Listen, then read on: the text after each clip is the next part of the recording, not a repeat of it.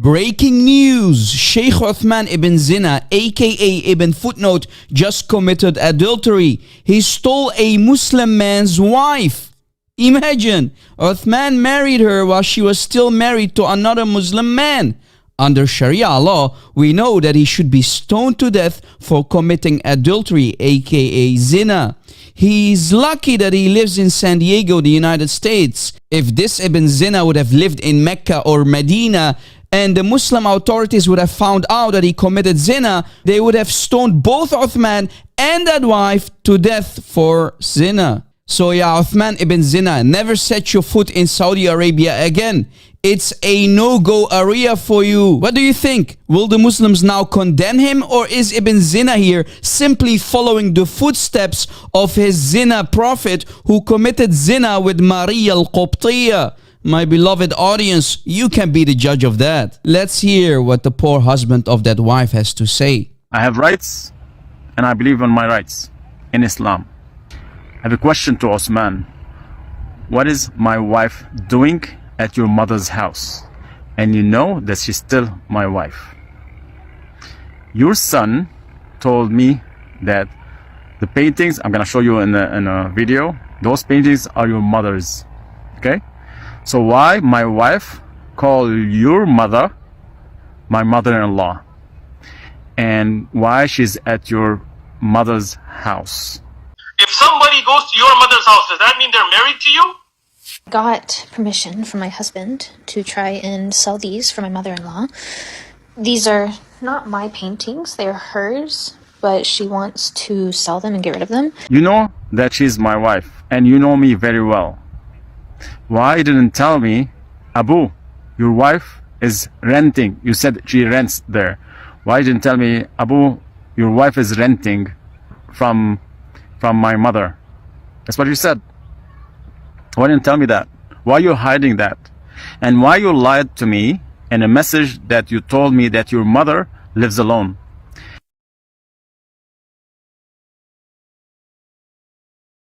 Seemed like you didn't know that I have a video of my wife calling your mother-in-law.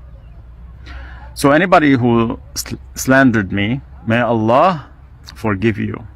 May Allah forgive you again and again and again. I waited 1 year to find out the truth. I knew Osman married my wife. I knew it. I have rights on you. I have rights on you. And why your friends are threatening me? It's like, I know you. If you come to San Diego, we're gonna take care of you. Or you're not welcomed in San Diego.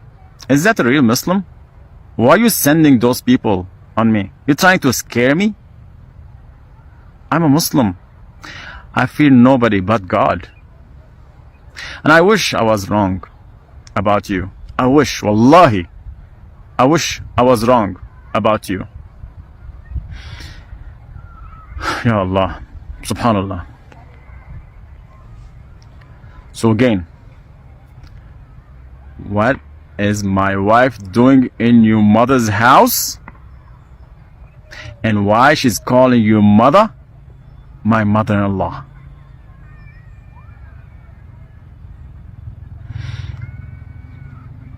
You tell me. Got permission from my husband to try and sell these for my mother-in-law. These are not my paintings, they're hers, but she wants to sell them and get rid of them. All of them have like Islamic verses on them, or like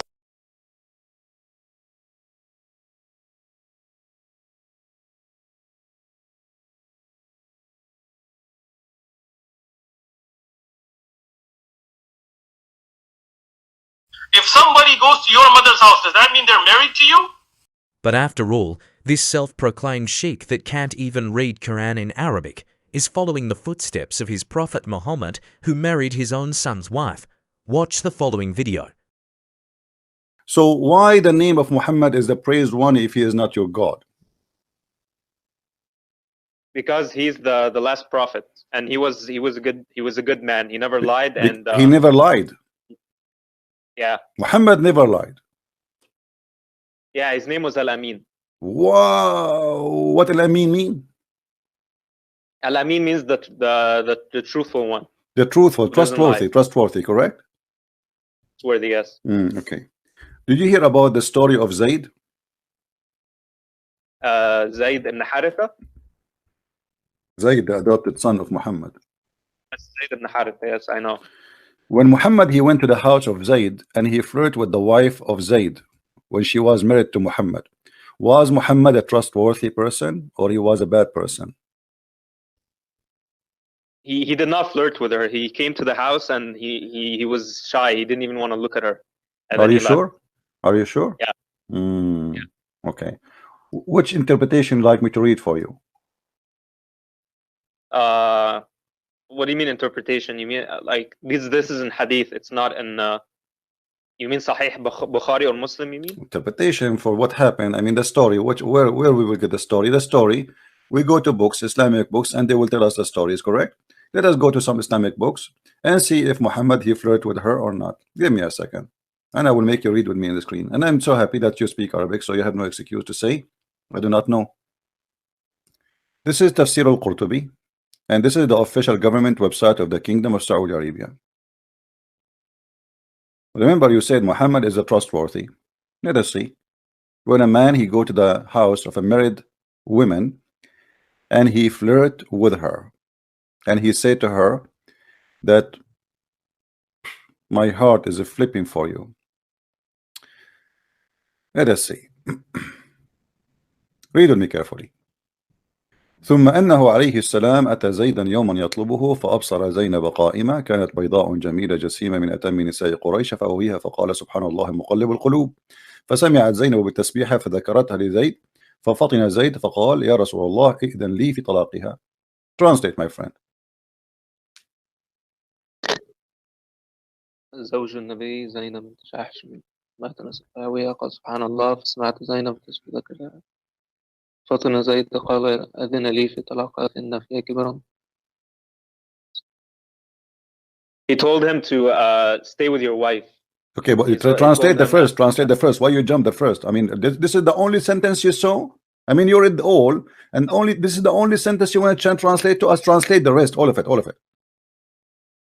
Well, فأبصر زينب قائمة. From here, go ahead. Muhammad he came to Zayd Yawman, seeking him, and he saw Zainab standing. Continue. فأبصر زينب قائمة. He saw her. كانت بيضاء جميلة. She was white and beautiful. Of the women of Quraysh. So فهوايها, I think it means that he liked her. He said Subhanallah مقلب القلوب.